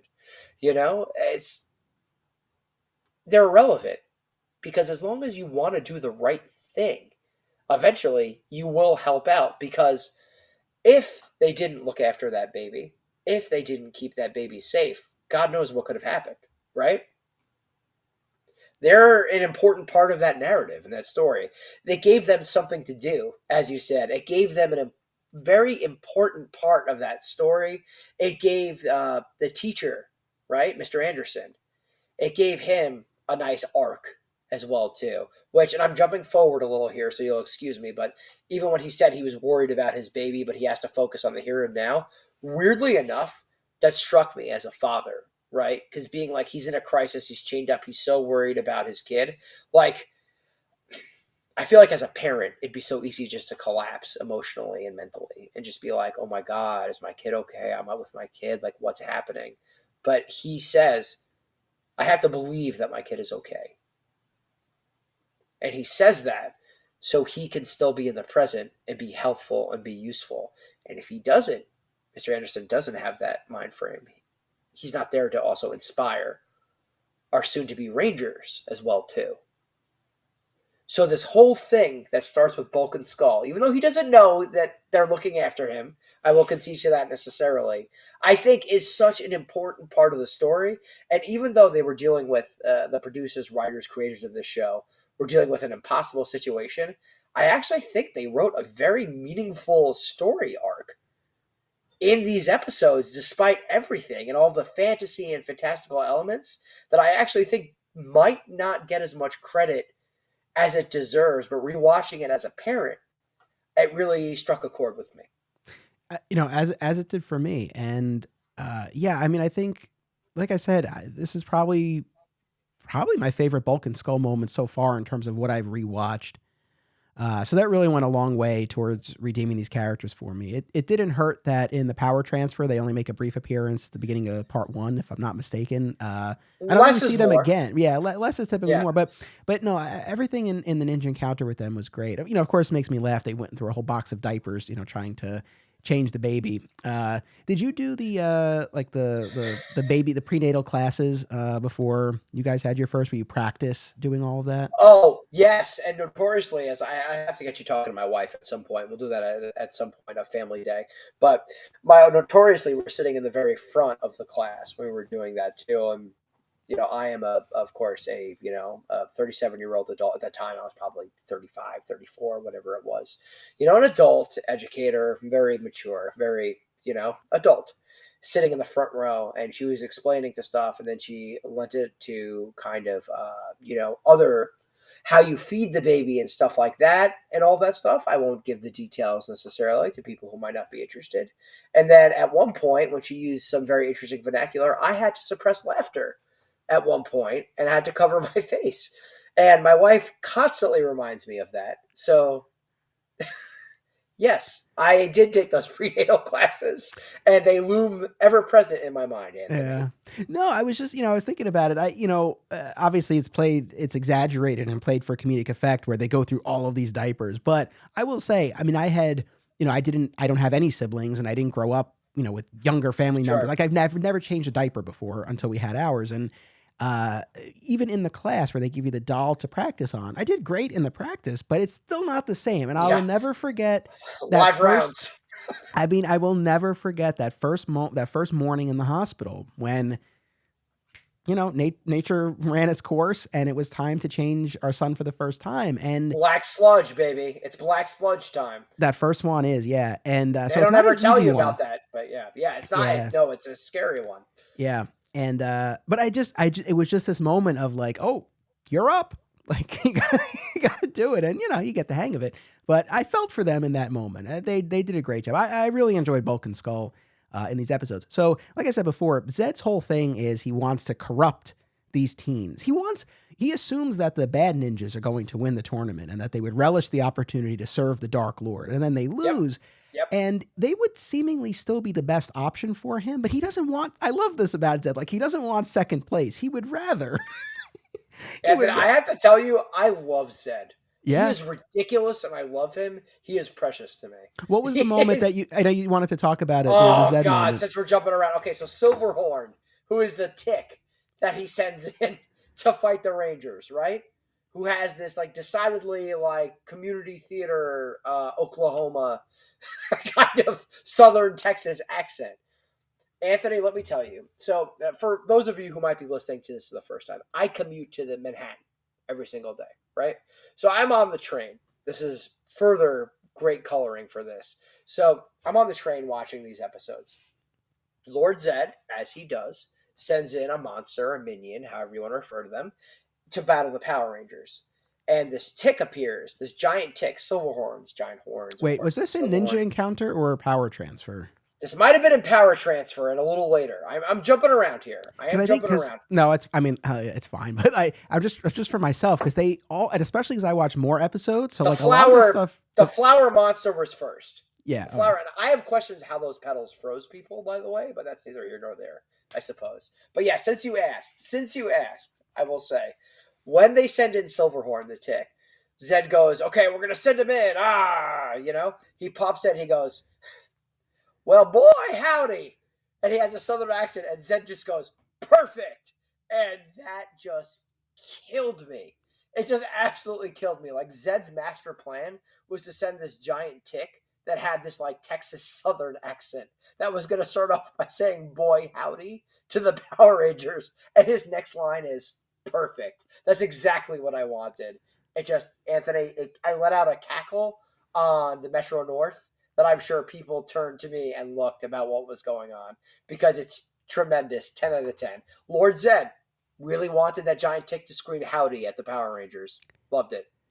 That's awesome. And we did a recent episode all about the mutiny and the wedding, those two arcs that introduced Zed and then married him off to Rita. I mean, fantastic. They were great to revisit. And he's a magnificent villain for the show. And in terms of there's a weight that he brings and a presence, but also this comedic effect, both intended and unintended in various instances. Yes. But yeah, I just think it's so funny that the second place ninjas really feel like that would have been the better bet for him, but he would rather try to turn the people who came in first place. But I can respect the fact he's like, I want the winners of this tournament. I don't want the losers. So fair enough. No, that actually makes completely logical sense. Yeah. Right. He wants the best of the best to join his army. So I'm with him on that.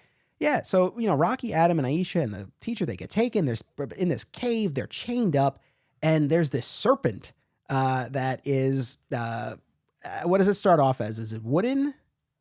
I think it's wooden. I think it's a wooden serpent as well, too. Something like that. And over the course of an hour, it's going to become a real serpent. And then once it bites them and fills them with the venom of evil, then they will be slaves to Lord Zed. Or they could choose to embrace their role and then serve, sort of under their own volition, or wait until they get bitten by the snake, and then they will be mindless automatons of Lord Zed.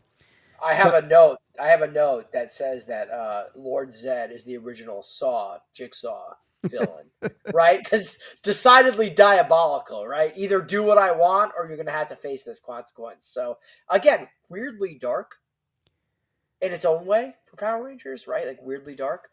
I would also question, and again, I'm not in the business of poking too many holes because I've already established it's Power Rangers. Like, you have to just accept the earnestness and the fantasy and the magical nature of everything, right?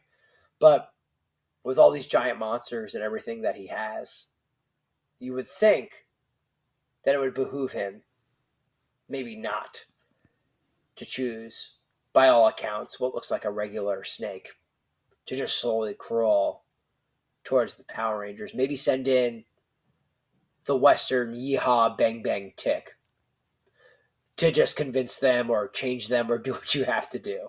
And again, I understand why they did that. I completely understand why they did that, because they needed to create the suspense. And then ultimately Billy needed a snake. I'm jumping around here. If you want me to wait, tell me to wait. No, that's fine. They did my man Billy really dirty, Anthony. I love Billy. So Red Ranger was always my favorite growing up. I love Billy, though. Who can't love Billy? I mean, again, I've already established I'm a fan of the intelligence that characters bring, right, to problem solving. Love Billy. Billy's all about that. Billy's big fight as a Power Ranger is against what, by all intents and purposes, is a regular snake. He has blasters. He has kung fu. Why did he have such a hard time against that snake, Anthony? Because we needed him to struggle to the point that they had to remove his helmet. That's why, I mean, it's my man. That's exactly the answer. That's exactly the answer. And that's it. But yes, to see him, it goes on. I mean, if you were to tally up the number of seconds where he's tussling with that snake, it goes on for a while. It's crazy. I was like, they're really doing my boy dirty here. And they made it up a little further down the line because he's the one who figures out the sword in the statue, which I appreciated. But I love Billy. I really do. I genuinely have love for that character, but it was just too much tussle with that regular ass snake, Anthony. It was just too much tussle. Well, what also made me really laugh was when the Rangers enter the cave at long last to rescue the others. Billy backflips in. He does a few and I'm saying to myself, yo, it would probably just run. Why are you flipping? You're wasting valuable time that you don't have. Also, my homie can backflip, but he can't beat a snake. Like, what is going on I here? know. It's insane. So, my biggest problem with the ninja encounter was just that it was 3 parts, and what ends up happening multiple times is our our ranger team divides, right? And of course, Jason, Zack, and Trini. Anytime in these episodes, this run of episodes, anytime they're splitting up, Jason, Zack, and Trini are always going off, right? Sure. So if they go off to fight the Terror Blossom or whatever, and our rangers go to the cave. But then our rangers, of course, being Tommy, Kimberly, and Billy, but they immediately have to go provide backup to the other ones, delaying the rescue of Rocky, Adam, and Aisha. And once they deal with that matter, then the same thing happens again, where Jason, Zack, and Trini go back to try to stop the Terror Blossom, and they get frozen. So now, again, our rangers have to come back. By the way, Terror Blossom, 10 out of 10 name for a monster. First of all, great name. Not taking any away from that. Why do the petals freeze them? That's the part. Why wouldn't you just make it like an ice monster that freezes them? Why wouldn't you? I don't know. I'm nitpicking. I shouldn't nitpick. What drove me nuts about all of this was, Tommy, Kimberly, and Billy, they keep getting pulled away. Every time they show up at this cave to rescue the others, they get pulled away. And after Jason, Zack, and Trini get frozen, they bring them back to the command center. And that might be an episode break, and then we start our 3rd part. I forget exactly where it was. But, there's this whole sequence where they're like frantic in the command center because Billy's using this device to try to unfreeze them. And they're like, time's running out for Rocky, Adam, and Aisha. And the whole time over this run of episodes, I'm like, will you guys just like divide and conquer? Why is it? See, like, it's one thing if all 6 have to be together, but clearly they're not averse to splitting up. So I don't understand why I know I'm nitpicking. I get it, but it just I did it first, so don't worry. It just bothered me. That's like, again, you're willing to split up. It's like, why can't one of you go to this cave? There's only a snake. Just don't send Billy, because then then you're really out of luck. They did my boy so dirty, Anthony. I know. Like, they really did with Billy. Listen, everybody out here is fighting 100-foot tall monsters, and Billy's out here fighting for his life against a regular snake. It's just they really did him dirty. They really did. Yeah, I know that was pretty messed up. But and then the cherry on top of all of this is after they unfreeze Jason, Zack, and Trini, and they're all back in their Zord battle and they're fighting the monster and all that stuff. Then Zordon makes a suggestion like, some of you can go to the cave, and I think Tommy's like, oh yeah, divide and conquer. It's like, yeah, why didn't you do this sooner? I know we needed to stretch this to 3 episodes, but I just wish that there had been some other obstacle that had prevented them from getting to the cave. It just felt like we were seeing the same thing a few times, and it just sort of felt frustrating to me, especially when they were in the command center, when the 3 were frozen, and Billy's trying to help them, but like Kimberly and Tommy, could you not have gone to the cave then? Just, let Billy work on that and go to the cave. Yo, listen, it's a regular snake. They sell snake repellent at stores. Like, you'll be fine. Like, it's not that big of a deal. I have a very important question, too, about that whole scene. Not to pick more holes at anything, because I promise you it's not what I'm here for. Aisha. Love her. She's great. Good girl. Where did she learn to lockpick? Well, listen, you said that these teens seem like they were rougher around the edges, and they come from a different school. We don't know. That's true. And you know what? I like it. I do like it, but I thought it was worthy to mention because when have you ever met a Power Ranger that knew how to pick locks already? Yeah. No, it's a good point. Kind of badass, right? Kind of cool. It is. Now, I've mentioned this a number of times, this recycled footage. It's really funny when you watch these episodes in particular because, Tommy's wearing green. Mm-hmm. He's already the White Ranger. And as we all know, once you have a certain color as a Ranger, that's all you wear in your civilian life. Right? Easily identifiable, which is, I'm sure, marketable for the kids and all that stuff as well. So, watching the ninja encounter and he's in green, at first I was like, oh, that's odd. But then when you get to the command center scenes with them unmorphed, you realize, oh, so they're using footage from another episode, and so they had to Yep. match that. And even Yep. there's a scene. I think it's after Rocky, Adam, and Aisha get taken, and Tommy, Kimberly, and Billy, like, they're going to teleport to the command center. Tommy starts to tie his hair into a ponytail right I did. before That's how you know they teleport. he means business. He's tying the hair up, you know? Right. Well, but right. I mean, he's making business, but then like that, he had to do that, right? Because that was the footage that they had to match in the command center. It's exactly right. So, and I appreciated that attention to the detail. And then it's fascinating watching those command center scenes because, uh, and they, I'm sure if you put them up side by side, the, hair and wardrobe didn't completely match, but it was close enough that when you were looking at the group shots of all of them, it was fine. And then whenever we had actual dialogue, it would be, Tommy, Kimberly, and Billy, on one side, like they were doing all of the talking. And then we would just get these quick reaction shots or maybe a word or two from the other ones. Cut. Yeah, back and forth. Yeah. Yeah. But look, it's one of those things where I appreciate that they did the best they could with what they had to work with. As a kid, I don't think you would really necessarily notice. And in their defense, I do think that it was a noble attempt to at least show us the faces of Jason, Zack, and Trini, rather than just always have them off screen or always have them morphed. So, I tip my hat to the way they handled that. I don't want to. I have an expression that I learned from one of my idols and podcast idols as well too. It contains an unflattering word, so I'm going to edit it a little bit here for this. But Jim Ross, famous professional wrestling announcer, also around the same time, the '90s, and even now still announcing today. Love him, he's fantastic. He says that he was often in the business of, and I'm going to edit this for this podcast, turning chicken shite into chicken salad. And that's what they did here, right? Yeah. Because they were presented with a horrible situation, and they really did, I honestly believe, their level best with what they had available to them in terms of stock footage and how they could try to match everything up to make it. So when I say that the Rangers don't get the send off they deserve, it's true. But I also don't want to knock the entire production team because I really do think that attention to detail was there, right? They really were trying their level best to at least tell a cohesive story and narrative throughout. Yeah, like I said, this is not a shining moment for the show, but Right. In terms of the people who were making it, working with what they had to, I think they did as good a job as possible.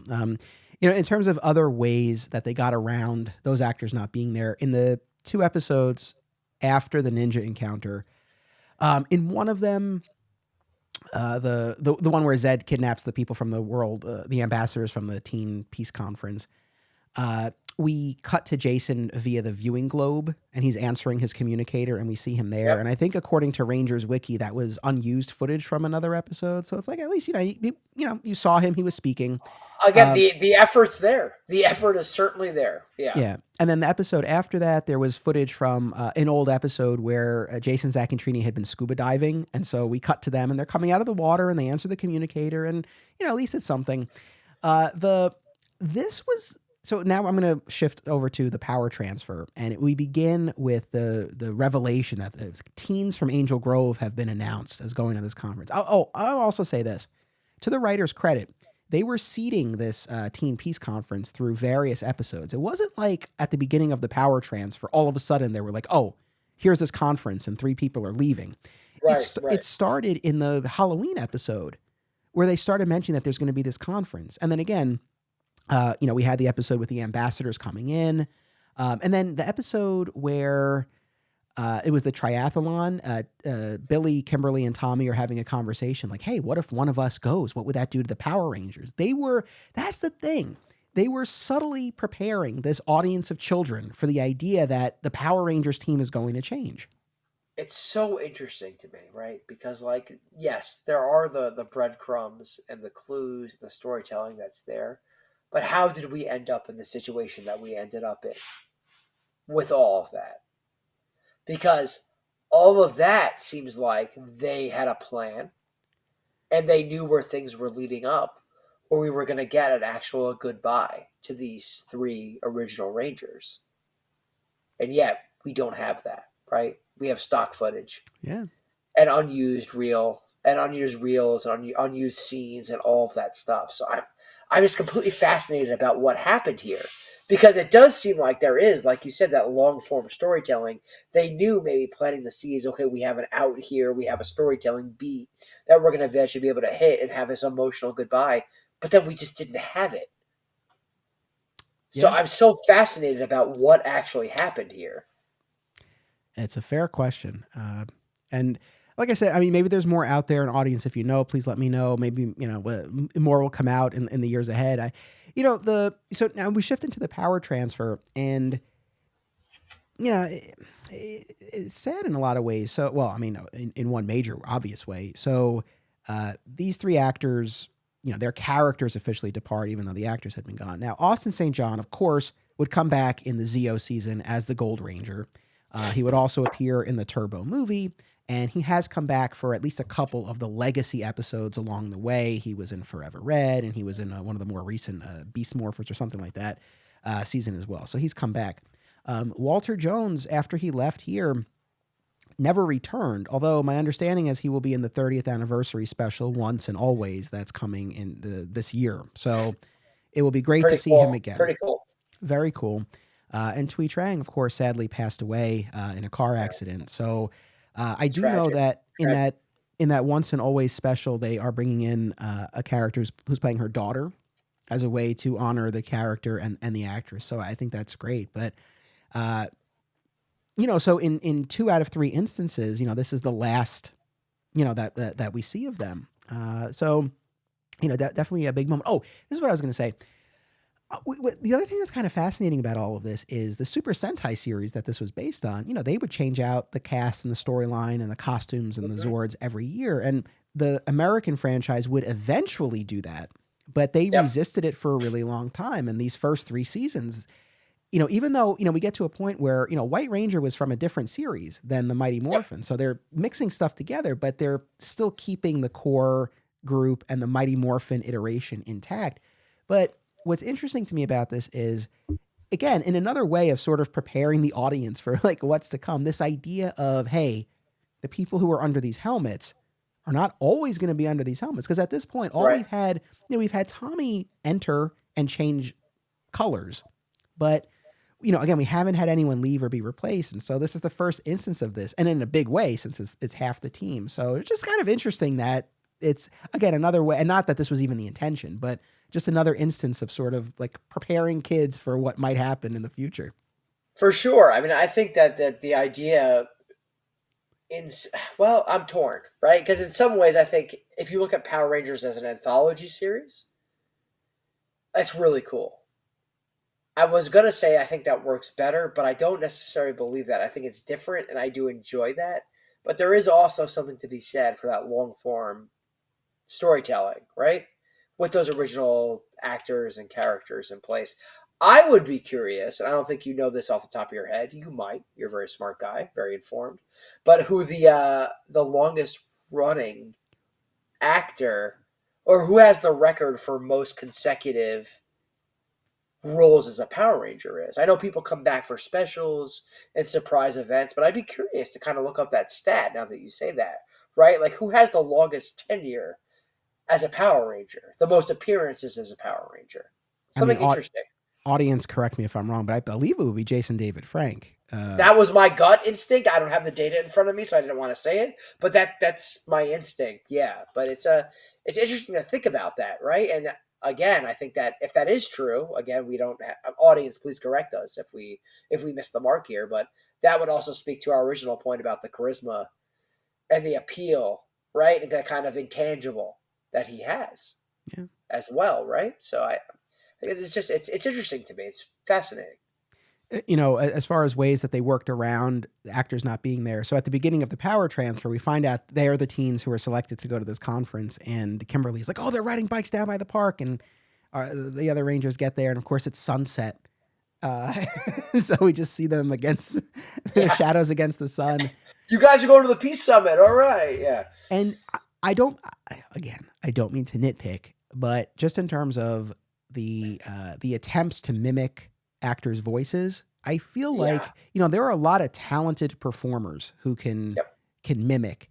And I feel like they didn't nearly try too hard, because they, like, when they tell Jason that they're going, he's like, oh yeah, go to the Peace Conference. Like, it doesn't sound like him at all. It stood out glaringly. He's like, all right, we're going to the Peace Conference. Like, did they just get the guy from catering to come over and just hit that line? Like, it's just, it was not smooth at all. It was not.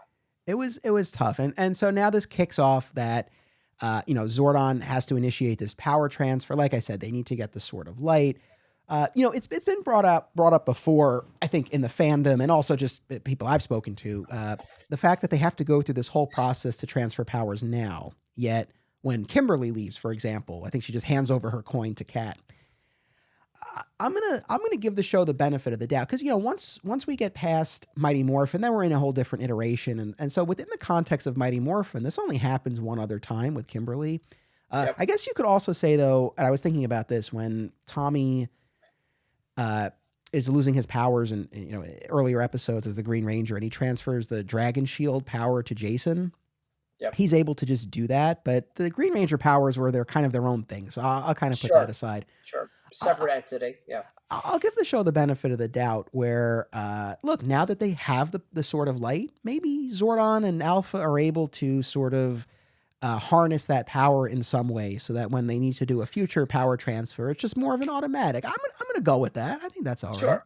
I mean, it did seem like that sword was the key to everything. So there is some credence to, I think, that philosophy. I thought that they did a great job with that planet in general. Yeah. By giving some curiosity and some lore to be revealed, perchance, about like what happened here, why is this like this, and I actually thought that was pretty cool and pretty good, intriguing world building, right, and storytelling to kind of be like, hey, here's this like deserted, ruined world, like something clearly happened here. We don't know what happened.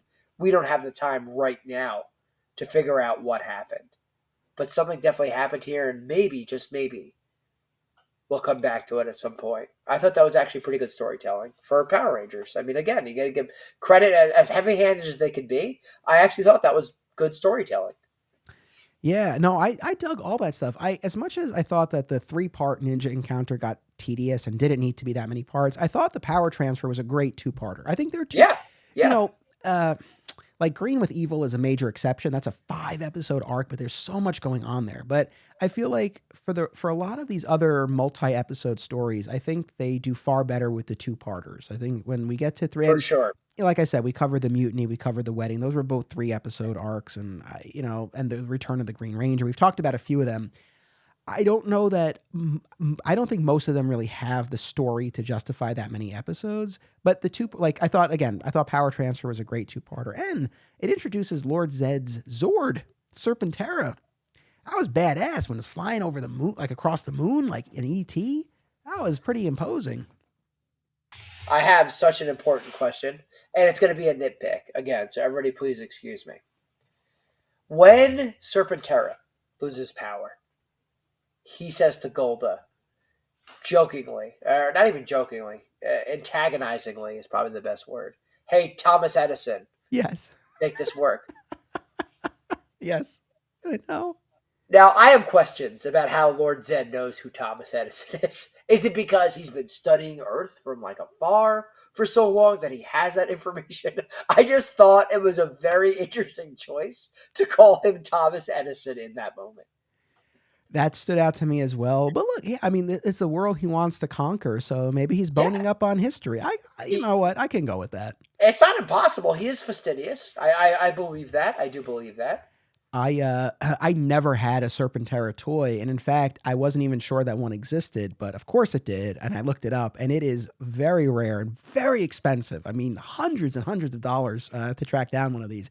I don't expect that I will be doing it, but it's a great design. I wish we had actually been able to see more of an actual battle.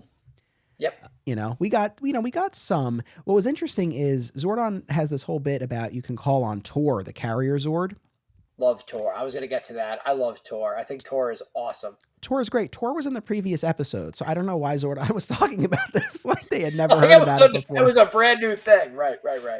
Tor was one of those things where, as I started researching for this podcast, I was reminded of Tor, but I had 1000% forgotten about Tor from watching it as a kid. So, but it's just like, oh, it's like the other Zord.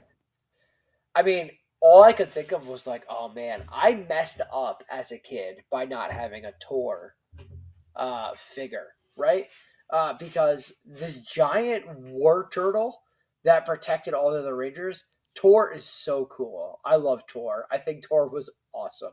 And I know they throw a lot of you very quickly, like a lot of stuff very quickly in these episodes. And that's fair. But I thought Tor was awesome. And is the explanation for Tor a little flimsy? Why we need him to like get in there and protect yourself? Maybe. We can argue that, sure. But again, we're being nitpicky. I think just aesthetically, the fact that they have this giant war turtle that comes in to protect them is ostensibly cool. I just think it's cool.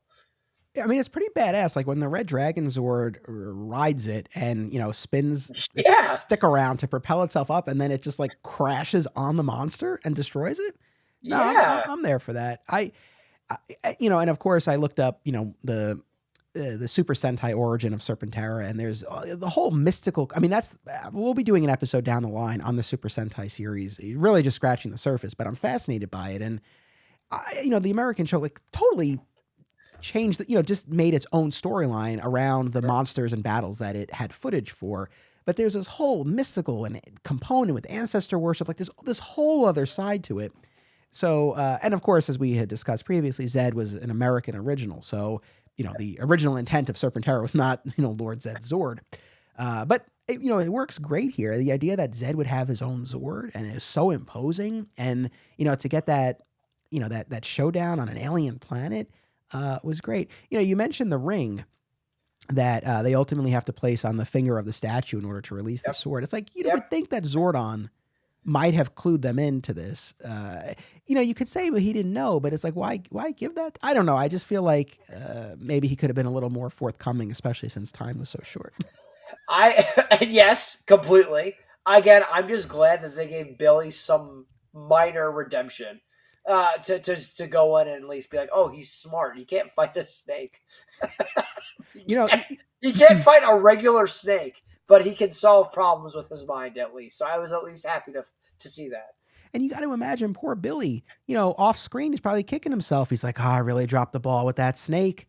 I got to redeem myself in the eyes of my teammates. And this is his moment. And he takes it. And they get the sword, and there's little tension. Like, are they going to all be able to teleport back before the planet's destroyed? And of course they do. And, it's funny, like all the Rangers take their helmets off to talk to Zordon, but then when it's time for the transfer, the helmets go back on. But again, I mean, of course, right. Knowing what we know, we'll go with it. It so made me laugh though when they were all like, "Who did you choose to be the new Rangers?" It's like, hey guys, who could it be? It's Bulk and Skull. It's like it's Bulk Skull and it's Bulk Skull and Mr. Anderson. Those are your new Power Rangers. Good luck, everybody. Yeah, I mean, thankfully, deduction is not often required in their roles as Power Rangers. Right. It's just like, oh, I don't know. Who do you think? Could it be these three similar age teens that are wearing the same colors that also are experts in martial arts and are good, ethical people? I don't know. Guess we're going to see. Yeah. So we have the transfer. And then, of course, as has been discussed, the departing Rangers teleport away, depowered, but still costumed. Again, it makes no sense. I mean, that killed me. Like I told you before, what job do you leave, fire, quit, whatever, and get to keep your uniform from? I mean, right? Like that killed me. That really did. Yeah. Well, and I mean, again, just the idea too, is like they have the power to morph. So once their power has been transferred, theoretically, that would be it. They would demorph. So unless they're stuck that way, in which case I have other questions. It'll be a real interesting World Team Peace Conference. Yes, it sure would. I also have a very important question. So I have in my notes here when Zordon is talking about like the oath and kind of like vetting almost like that. He's already kind of vetted obviously our three new characters, but I kind of get the idea like what was the plan if those three were just like nah, like we're not going to do this, and like I'm not making a vow saying like that they're. I'm never going to say that they're the Power Rangers. Like I'm not going to do that. What was the plan? Like I know we're talking ostensibly about a children's show here. I know, but like, what was the plan B? Well, Like, do they have to go? Like because they know their identities? Like, what was the plan there?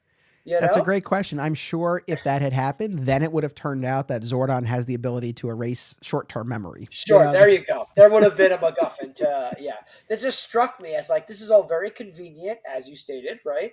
And very neatly packaged, but they're just like, you need to take a vow that you would never reveal the identities or do anything like that. I was like, what's the contingency here if they say no, right? that's a fascinating hypothetical, and I think that's one of the things in rewatching the show. And this isn't even nitpicking. It's just I think we can't help but think about ways that there could have been more tension or things that could have been more interesting. Yeah, It's like we get three replacements who are very similarly aligned to the trio they're replacing. But you wonder, well, what if, not that I would want it to be literally these people, but what if it had been the three bad ninjas, right? Now, of course, no, but they would not be worthy of the sure. power. I get that. But, just some kind of instance where we don't now have six Rangers who are always in agreement. Like something like that could have been interesting. I love it. I love it, Anthony. Give me three firmly, just like traditionally good Rangers, and three, I don't want to say bad, right? That's too simple of a term. Give me three ethically flexible Rangers. And I love that idea for a Power Rangers team, right? Because I think, and this isn't just me trying to make it gritty and adult, but I think what you're doing there for kids is you're setting up a real life situation where people have different ethics. How do you talk to and how do you approach people? And ultimately, I would think with the show, they would ultimately do the right thing in the end, right? That's the story we're telling here with Power Rangers. It's a kids' show. It's important, I think. As I've stated, I think it's truly important for culture and society and for children that they are, as heavy handed as they are, giving these messages. I would have loved to have seen that being like, it's one thing to fight a monster. How do you deal with a partner or a friend who views the world differently than you? I think that's the more applicable situation, right? Yeah, I think something like that still could have been within the ethos of the show, right? Of Yeah, teaching these lessons, but yeah, I mean, I think you're totally right. We're not always, either at school or at work with people we like or we agree with, but you still have to yeah. find a way. So something like that could have been interesting. So that actually leads, I think that's a great segue to the last like big question or topic that I wanted to hit, which was, what we think of these three characters as replacements for the ones who left. I mean, in terms of who each of them is replacing, Trini had this, this poise and this grace and this serenity to Absolutely. her. Uh, Absolutely. Aisha was very different. She had more, she had this energy and was really bubbly, and I think was a good, paired well with Kimberly without being a Kimberly clone. Like I'm a big Sure. Aisha fan. I really, Love her. I just like the spark that she brought to it. It's easy to become instantly enamored with her and that performance. She does. She has that charisma, that gravitas. I agree completely. And she's different enough from Kimberly, from other archetypes before. But yeah, I give a lot of credit to Aisha, her character, and the actor who played her, of course.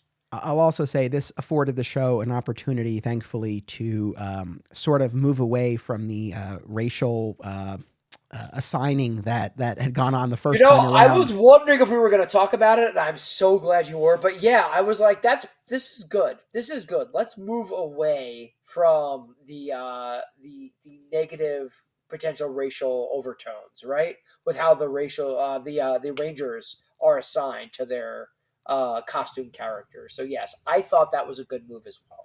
It's one of these things. I'll just touch on it for a second. it's this weird, I don't know, weird dichotomy, I guess, where on the one hand, the show, I think, did a wonderful thing at the outset by assembling a group of ethnically diverse people to Sure, represent sure. the variety in the world. Like, that's great. But yes, making the the black, the black character, the Black Ranger, and the Asian character, the Yellow Ranger. It's like, oh man, it's you know It's tone at the deaf. time, It's but completely tone especially deaf. yeah, Yeah. but it's like, especially in retrospect, it's like, oh man. So this was an opportunity for them to sort of get away from that, which was great. So I love the addition of Aisha. Uh, she talked in her interview on that DVD about how, her background was not in martial arts per se, but was more of a dance background, not unlike Walter Jones, who did like his whole hip hop, Yep. hip hop routine, in his fighting scenes. So I thought she was a great new Yellow Ranger. Um, Johnny Bosch and Steve Cardenas, I think, as far as they moved great. Like, you watch them in those fight scenes, and Oh yeah. they're phenomenal. Uh, Character wise, I don't know. Adam, to me, didn't necessarily pop all that much, but there was this sweetness and innocence, Sure. to the character, and I think, that was, fine, to sort of have in the mix. What was your take on Adam? I thought he was fine. I almost thought, unfortunately, he was playing second fiddle to the Red Ranger once again, right? To Steve Cardonis, right? As Rocky, unfortunately. But I even when Zordon is going through and giving them their accolades, he just kind of says the same thing three times, right? Yeah. That's not just me, right? Like, he's just kind of saying the three things. He's You're saying one courageous and intelligence, smart, and you're yeah, brave and intelligent. brave and intelligent. Yeah, it's like, listen, let's get him a thesaurus, like a better thesaurus, or or something here. But I mean, I thought he was good. I would have liked, if I had my choice, to give Adam even like a rougher edge to him, and have that be, as a foil even more to but then I thought almost they were almost half trying to do that with Rocky, with Steve Cardonis as Rocky, right? So I don't know. Interestingly, I read in one of the interviews that Steve Cardonis, the actor who plays Rocky, said that he had no acting experience prior to this. He was just a martial artist, and like he was like, "There's no way I'm going to get selected." So it's so funny to see like these different disciplines and different backgrounds that they're all bringing to this very unique role, right? And again, completely unique role where you being a great actor is not the end all be all for this. It's just half, if not a quarter, of your character, right? Yeah.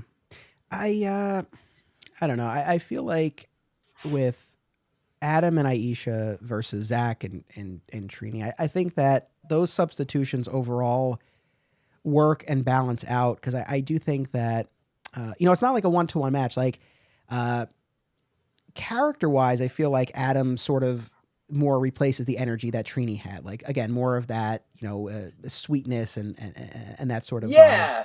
Yeah, Whereas like he's Zack had not. a yeah. He's not, like, at first when you first see him. You're wondering again. They all kind of look a little rough around the edges, but I think ultimately he does. Rocky is, if anything, a little more rough and tumble, I think, than Adam. And he does. I think you hit the nail on the head there. He does kind of that internal sweetness, which is great. Which I actually think is not a bad choice necessarily as well. Yeah, and then even with Zack, like Zack had that swagger, that flair. I mean, Oh and yeah. I do think he was really one of the strongest actors. I think that was I really do think that was Yep. a loss. But again, like I said, I think Aisha just had had that energy and spark. But so this is, I don't mean to make this sound like a long-winded way of getting to bashing Rocky, but I think this is what I bump up against the most. And I'm not a Rocky hater. I mean, I meant to say this earlier. Just going back to like what I remembered from the time of watching this as a kid. To be honest, as much as I can recall, I think I was generally excited. And there was one moment that really crystallized it that has always stayed with me. I was a big collector of the Power Rangers trading cards. Love it. And I remember being at Toys R Us and getting packs of the new series and opening them up and seeing cards for Rocky, Adam, and Aisha. And this was very early. I mean, I guess their episodes had aired, but this was like really, really early on. And I just remember being excited, like, oh, like they've already made cards of them, and this is like this is real.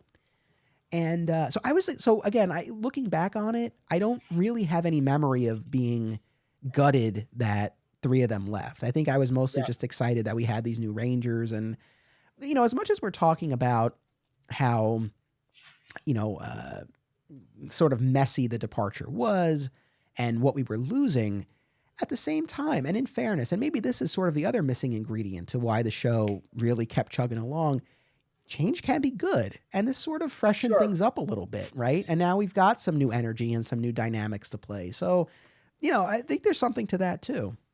I'll say this, and this might be the biggest testament. 20, almost, not quite, almost 20 years later, we are having such a passionate discussion about the situation. At the end of the day, that's a net positive and a net win for the franchise, right? Yeah. Because they were put in a circumstance that's intrinsically difficult, if not nigh impossible. And not only did the series survive and persevere, we're still talking about it with fascination and reverence all these years later. So ultimately, they did good, I would say, right? Again, for the most part, just circling back to what I was saying a second ago with Rocky, and if there's one regret, I guess, that I have with the way the Red Ranger left was, he was the leader of the team. And so now He we have, was the leader. He was the leader. Yeah. and as much as White Light installed Tommy as the leader, as we talked about, they added that after the fact, after they knew Austin St. John was Yeah. leaving.